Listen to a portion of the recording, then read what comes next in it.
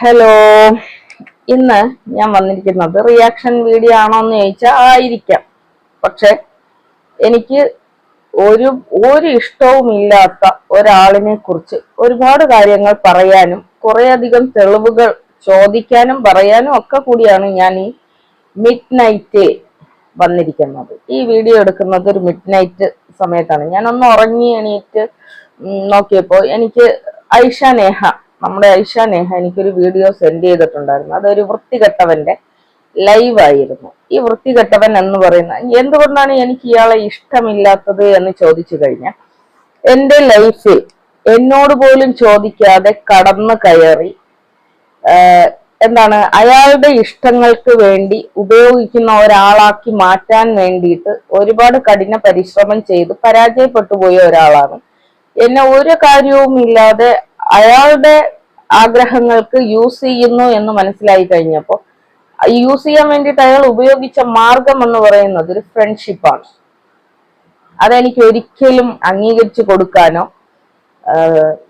അതെനിക്ക് ക്ഷമിച്ചു കൊടുക്കാനോ സാധിക്കുന്ന ഒന്നല്ല. ഒരു ഫ്രണ്ട്ഷിപ്പ് എന്ന രീതിയിൽ ആക്ട് ചെയ്തുകൊണ്ട് വരികയും അയാളുടെ പക തീർക്കാൻ വേണ്ടിയിട്ട് നമ്മുടെ മസ്റൂറ ഫാത്തിമ എന്ന് പറയുന്ന ചാനലിന്റെ ഉടമയോട് അയാൾക്ക് എന്തോ ഒരു പക ഉണ്ടായിരുന്നു. ഞാൻ മസ്റൂറ ഫാത്തിമയെ വിമർശിക്കുന്ന കുറച്ച് വീഡിയോകൾ ചെയ്യുന്ന സമയത്ത് എന്നോട് യാതൊരു പെർമിഷനും ചോദിക്കാതെ എന്റെ സൗഹൃദ വലയത്തിലേക്ക് ഇടിച്ചു കയറി വന്ന രണ്ട് വ്യക്തികളാണ് അസൂറ വ്ലോഗ് എന്ന് പറയുന്ന ആ ഒരു സ്ത്രീയും ഈ അഷ്കർ മലബാർ എന്ന് പറയുന്ന ഈ ഒരു വൃത്തികെട്ടവൻ. എന്നെ സംബന്ധിച്ചിടത്തോളം ഇയാളെ അങ്ങനെ തന്നെ എനിക്ക് പറയേണ്ടതായിട്ട് വരും. കാരണം ഇയാളുടെ കമ്മ്യൂണിറ്റി പോസ്റ്റുകൾ നിങ്ങളൊന്ന് നോക്കുക. 2 മാസങ്ങൾക്ക് മുമ്പുള്ള കമ്മ്യൂണിറ്റി പോസ്റ്റുകൾ നിങ്ങളൊന്ന് നോക്കുക.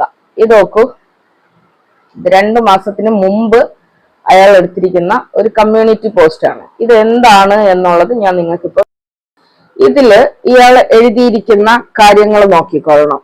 അതായത്, ഹലോ ഗൈസ്, ഇപ്പോൾ അർവാണിച്ചി ആരെന്ന് എല്ലാവർക്കും മനസ്സിലായില്ലേ? ഇതാണ് പറഞ്ഞത് സ്വന്തം പേര് തിരിച്ചറിയാൻ കഴിയുന്ന ഏക വ്യക്തിത്വമുള്ള ചെറ്റ എന്ന് പറഞ്ഞിട്ട് എന്റെ ചാനലിൽ ഞാൻ ഇട്ടേക്കുന്ന കമ്മ്യൂണിറ്റി പോസ്റ്റാണ് ഈ വൃത്തികെട്ടവൻ ഇവിടെ പോസ്റ്റ് ചെയ്തിരിക്കുന്നത്. എന്താണെന്ന് വെച്ച് കഴിഞ്ഞാൽ, എന്റെ ഭർത്താവിന് കഴിവുണ്ടോ എന്ന് അറിയണമെങ്കിൽ നിന്റെ ഭാര്യയെ ഇങ്ങോട്ട് പറഞ്ഞു വിടൂ എന്ന് ഞാൻ പറയുമെന്ന് കരുതിയോ? അമ്പട പുളുസു, നടക്കില്ല മോനെ. എന്റെ ഭർത്താവ് ഷഡ്ഡി ഊരി കുടഞ്ഞാൽ പോലും കുഞ്ഞുണ്ടാകും. എന്റെ ഭർത്താവിന്റെ കുഞ്ഞ് കണ്ട ചെറ്റയുടെ വീട്ടിൽ ജനിക്കാൻ ഞാൻ അനുവദിക്കില്ല. ഇത് ഞാൻ ഇവന് തന്നെ ഇട്ട ഒരു മറുപടിയാണ്. ഈ ഒരു പോസ്റ്റ് കൊണ്ടുവന്ന് പോസ്റ്റ് ചെയ്തിട്ട് ഇയാൾ എന്നെ വിളിച്ചിരിക്കുന്നതാണ്. ഹലോ ഗൈസ്, ഇപ്പോൾ അർവാണിച്ചി ആരെന്ന് എല്ലാവർക്കും മനസ്സിലായില്ലേ? ഇതാണ് പറഞ്ഞത് സ്വന്തം പേര് തിരിച്ചറിയാൻ കഴിയുന്ന ഏക വ്യക്തിത്വമുള്ള ചെറ്റ. ഇതിന്റെ കുറച്ചുകൂടി താഴോട്ട് അടുത്ത ഒരു കമ്മ്യൂണിറ്റി പോസ്റ്റിലേക്ക് പോയി കഴിഞ്ഞാൽ കാണുന്നത്, കണ്ടതിൽ വെച്ച് ഏറ്റവും തരം താണ ചെറ്റയാണ് നീ. മറ്റ് സ്ത്രീകൾക്ക് തന്നെ അപമാനവും വൃത്തികെട്ട സ്ത്രീയെ. അത് എന്നെയാണ് ഉദ്ദേശിക്കുന്നത്. അർവാണിച്ച് ചെറ്റെ, നീ തീട്ടം തിന്നാണോ 3 നേരവും തീട്ടം തിന്നുന്നത്? ഇതൊന്നും എനിക്കൊരു വിഷയമുള്ള ഒരു കാര്യമല്ല. ഞാൻ ആ ഒരു കമ്മ്യൂണിറ്റി പോസ്റ്റ് ഇടാൻ വേണ്ടി കാരണഭൂതമായ ഒരു പോസ്റ്റ് എന്ന് പറയുന്നത് ഇതാണ്. അതായത്, അർവാണിച്ചിയുടെ കെട്ടിയോന് കഴിവില്ല, അതുകൊണ്ട് മറ്റാണുങ്ങളുടെ മണ്ടയ്ക്ക് ഇടിച്ചു കയറുന്നു. അതിനെ എനിക്കെന്ത് ചെയ്യാൻ കഴിയും? എന്നോട് കുറെ ഒലിപ്പിച്ച് നടന്നതാണ്, കുറെ കഷ്ടപ്പാടും ദുരിതവും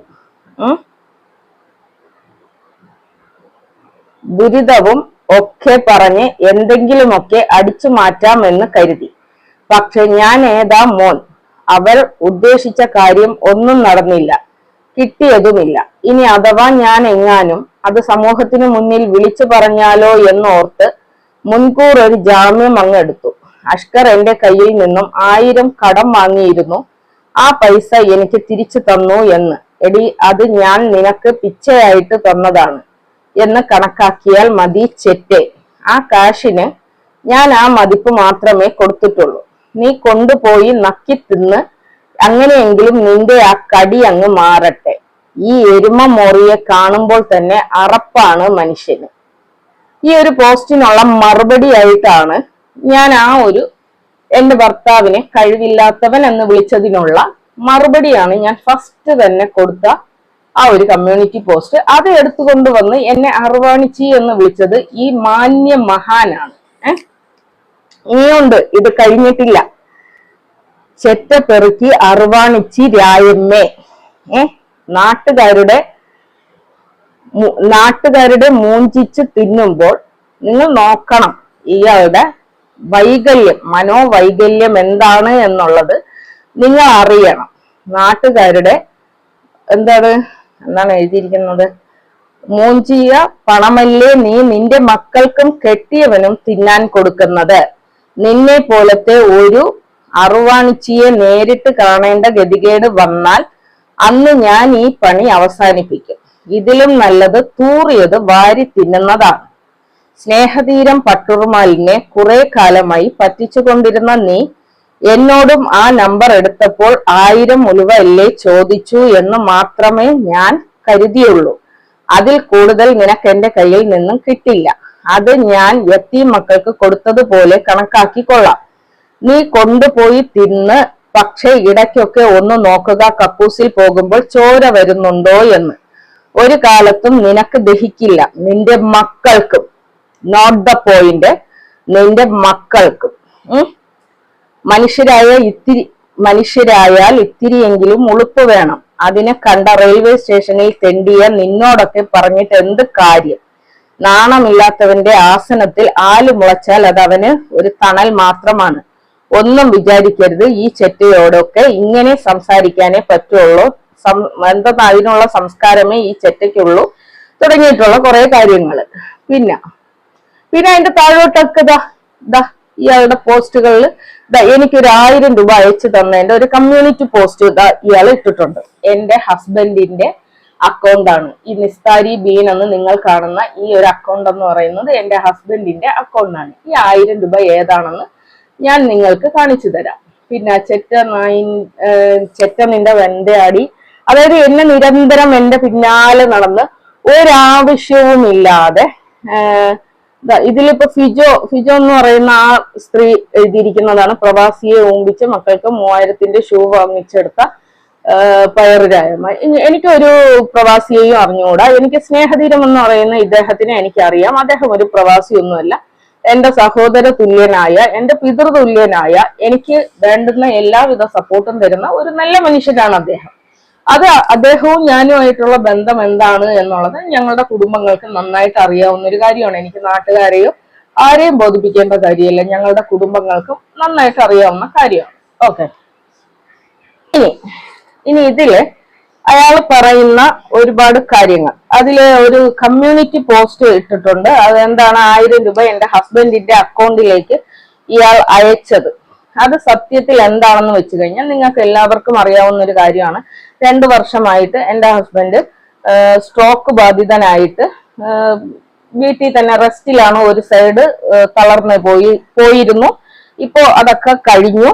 അപ്പോ ഞാൻ യൂട്യൂബിലേക്ക് വരുന്നത് എന്ന് പറയുന്നത്, എന്റെ ഹസ്ബൻഡ് സ്ട്രോക്ക് ബാധിതനായി ഒരു വർഷമൊക്കെ കഴിഞ്ഞ സമയത്താണ് ഞാൻ യൂട്യൂബിലേക്ക് വരുന്നത്. അപ്പൊ യൂട്യൂബിൽ ഞാൻ വന്നപ്പോൾ തന്നെ എനിക്കറിയാവുന്ന ചില കാര്യങ്ങളെ കുറിച്ച് സംസാരിക്കാൻ വേണ്ടിയിട്ടാണ് ഞാൻ വന്നത്. അതിൽ മസ്റൂറ ഫാത്തിമ എന്ന് പറയുന്ന ചാനലിനെ കുറിച്ച് ഞാൻ ചില കാര്യങ്ങൾ സംസാരിക്കുമ്പോൾ ഈ പറയുന്ന എന്റെ പിന്നാലെ വന്ന 2 വ്യക്തികളാണ് അഷ്കർ മലബാറും ഈ അസൂറ വ്ലോഗ് എന്ന് പറയുന്ന 2 വ്യക്തികൾ. ഒരു കാര്യവും ഇല്ല കേട്ടോ. 2 പേരും എന്തിനാണ് വന്നത് എന്ന് ചോദിച്ചു കഴിഞ്ഞാൽ എനിക്കറിയില്ല. പക്ഷെ ഇന്ന് എന്നെ പിന്നാലെ നടന്ന് ഉപദ്രവിക്കുന്നത് കാണുമ്പോൾ ഇവരുടെ ഉദ്ദേശം എന്താണ് എന്നറിയാനുള്ള ഒരു ആഗ്രഹവും ജിജ്ഞാസയും എനിക്കുണ്ട് എന്നുള്ളതാണ്. അപ്പോ ഈ 1000 രൂപ എന്തിനാണ് അയാൾ അയച്ചത് എന്ന് ചോദിച്ചു കഴിഞ്ഞാൽ, ഏതോ ഒരു സമയത്ത് അന്ന് എന്റെ അമ്മയും എന്റെ വീട്ടിലുണ്ട് കേട്ടോ. പിന്നെ എന്റെ ഹസ്ബൻഡ്, എന്റെ മക്കളൊക്കെ ഉള്ള ഒരു ദിവസം ഇയാള് ഭീമാപള്ളിയിൽ വന്നിട്ടുണ്ടായിരുന്നു. ഭീമാപള്ളി കാണാൻ വേണ്ടിയിട്ട് ഇയാള് വന്നിട്ടുണ്ടായിരുന്നു. അവിടെ വെച്ച് എനിക്ക് ഇയാളെ പരിചയമുണ്ട്. ഇയാളുടെ ഒരു വാട്സപ്പ് ഗ്രൂപ്പിൽ എന്നെ ആഡ് ചെയ്തിട്ടുണ്ടായിരുന്നു. അങ്ങനെ എനിക്ക് ഇയാളെ അറിയാം. ഞാൻ ഇക്ക ഇക്ക എന്ന് വിളിച്ചുകൊണ്ട് നടന്ന ഒരാളായിരുന്നു കേട്ടോ. അപ്പൊ ഇയാള് എന്റെ സൗഹൃദ ലിസ്റ്റിലുള്ള ഒരാൾ തന്നെ വന്നിട്ട് ഭീമാപള്ളിയിൽ വന്നിട്ട് എന്നെ വിളിക്കുമ്പോൾ സ്വാഭാവികം ഞാൻ പോകുമല്ലോ. അപ്പൊ ഞാനും എന്റെ ഹസ്ബൻഡും കൂടി പോയിട്ടുണ്ടായിരുന്നു. പോയി ഇയാളെ ഞങ്ങളുടെ വീട്ടിലേക്ക് കൊണ്ടുവന്നിട്ടുണ്ടായിരുന്നു. അപ്പൊ ഇയാൾ ഒരു ഭയങ്കര ചതിയനാണ് എന്ന് എനിക്ക് മനസ്സിലാകുന്നത് പോലും ഒരുപാട് വൈകിട്ടാണ്. അത് എപ്പോഴാണെന്നുള്ളത് ഞാൻ വഴിയെ പറഞ്ഞു തരാം. അപ്പൊ ഇയാൾ എന്റെ വീട്ടിൽ വന്നിട്ടുണ്ടായിരുന്നു. ഇയാള് എന്നോട് 1000 രൂപ കടം ചോദിച്ചു. പോയ ഉടനെ തന്നെ ഞാൻ ഇട്ട് തരാമെന്ന് പറഞ്ഞിട്ടുണ്ടായിരുന്നു. അങ്ങനെ ഞാൻ ഇയാൾക്ക് ക്യാഷ് കൊടുത്തു. അന്ന് എന്റെ കയ്യിൽ 1000 രൂപയൊന്നും ഇല്ലായിരുന്നു കേട്ടോ. എന്റെ ബാഗിൽ നിന്ന് കുറെ ചില്ലറ പൈസയൊക്കെ അങ്ങനെയൊക്കെ ആണ് 100, 10, 20 അങ്ങനെ ആ കുറെ നോട്ടുകളൊക്കെ സംഘടിപ്പിച്ചിട്ട് ഒരു 900 ചില്ലാനം റുപ്പീസേ അന്ന് ഉണ്ടായിരുന്നുള്ളൂ. മതി എന്ന് പറഞ്ഞുകൊണ്ട് ഇയാൾ ആ പൈസ വാങ്ങിച്ച് പോക്കറ്റിലിട്ട് പോയ പിറ്റേ ദിവസം തന്നെ ഇയാള് എനിക്ക് ആ ക്യാഷ് അയച്ചു തന്നു. അതാണ് ഇത്. ആ ക്യാഷ് എനിക്ക് ഇയാൾ അയച്ചു തന്നു. ഇത് കഴിഞ്ഞ് ഒരു ദിവസം മസ്റൂറ ഫാത്തിമയുടെ ഒരു ലൈവില് മസ്റൂറ ഫാത്തിമ നിരന്തരമായിട്ട് പറയുന്ന ഒരു കാര്യം ഉണ്ടായിരുന്നു, അഷ്കറിന്റെ കയ്യിൽ നിന്ന് ഞാൻ ക്യാഷ് വാങ്ങിച്ചു എന്നുള്ളത്. അപ്പൊ എനിക്കും അന്നേരമാണ് എനിക്ക് മനസ്സിലാകുന്നത് എന്റെ കയ്യിൽ നിന്നും വാങ്ങിക്കൊണ്ടുപോയ ക്യാഷ് ഇയാൾ ഗൂഗിൾ പേ ചെയ്തിട്ടാണ് തിരിച്ചു തന്നത്. അങ്ങനെ തരാൻ പറ്റുള്ളൂല്ലോ. അപ്പൊ ആ ഒരു രീതിയിൽ ഇയാൾ വാങ്ങിച്ച പൈസയാണോ, ഇയാൾ എനിക്ക് ഇട്ട് തന്ന പൈസനെ കുറിച്ചാണോ ഇയാൾ സംസാരിക്കുന്നത്, ഇവള് സംസാരിക്കുന്നത് എന്ന് ഞാൻ ഇങ്ങനെ ചിന്തിച്ചു. പിന്നെയും ഞാൻ ഇത് പബ്ലിക്കിൽ പറയണ്ട, എന്തിനാണ്, അത് അയാൾക്കും മോശമാണ്, എനിക്കും മോശമാണ്. എന്നെ സംബന്ധിച്ചിടത്തോളം ഞാൻ ആരിൽ നിന്നും തന്നെ 1 രൂപയും വാങ്ങാത്ത ഒരാളാണ്. ഒരു സോഷ്യൽ മീഡിയ വഴി കണ്ട ഈ അഷ്കർ മലബാർ എന്ന് പറയുന്ന ആളിനോട് ഞാൻ എന്റെ മക്കളുടെ ദാരിദ്ര്യം ചോദിച്ചു പറഞ്ഞു എന്നാണ് അയാൾ പറയുന്നത്.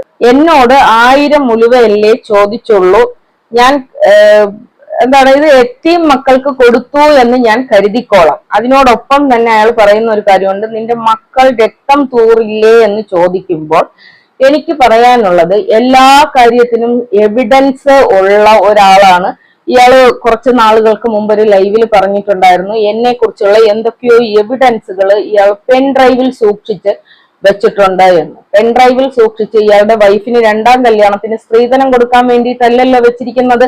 ആ പെൻ ഡ്രൈവിൽ അയാൾ സൂക്ഷിച്ചു വെച്ചിരിക്കുന്ന തെളിവ്, അതായത് ഞാൻ എന്റെ മക്കളെ കുറിച്ച് ദാരിദ്ര്യം പറഞ്ഞ ആ വോയിസ്, അതേപോലെ ദാരിദ്ര്യം പറഞ്ഞ് ഇയാളോട് ഞാൻ ക്യാഷ് ചോദിച്ച ആ വോയിസ് ഇയാൾ പബ്ലിക്കാക്കണം.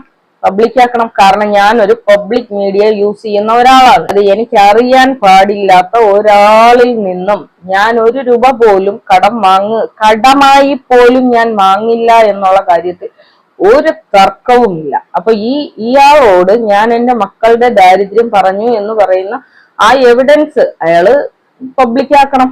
അപ്പൊ അത് എന്റെ ഇമേജിനെ ബാധിക്കുന്ന കാര്യമായതുകൊണ്ടും ഞാൻ ഇത്തരത്തിൽ പൊതുജനങ്ങളെ ചൂഷണം ചെയ്യുന്ന വ്യക്തികൾക്കെതിരെ സംസാരിക്കുന്ന ഒരാളാണ്.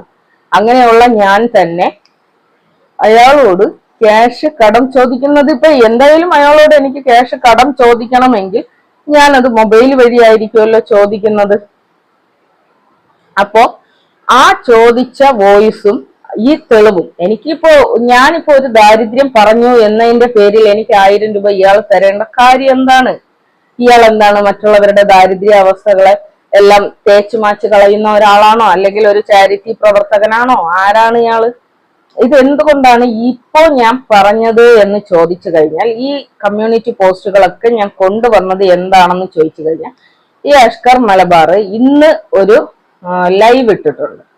ആ ലൈവില് അയാൾ പറയുന്ന ഒരുപാട് കാര്യങ്ങൾ പരസ്പര വിരുദ്ധമായിട്ടുള്ള കാര്യങ്ങളാണ്. ഇത് പാർട്ട് 2 ആയിട്ട് ഞാൻ വീണ്ടും ചെയ്യുന്നതായിരിക്കും. ഈ വീഡിയോകൾ ഇയാളുടെ ലൈവ് ഞാൻ റിയാക്ട് ചെയ്യുന്നതായിരിക്കും.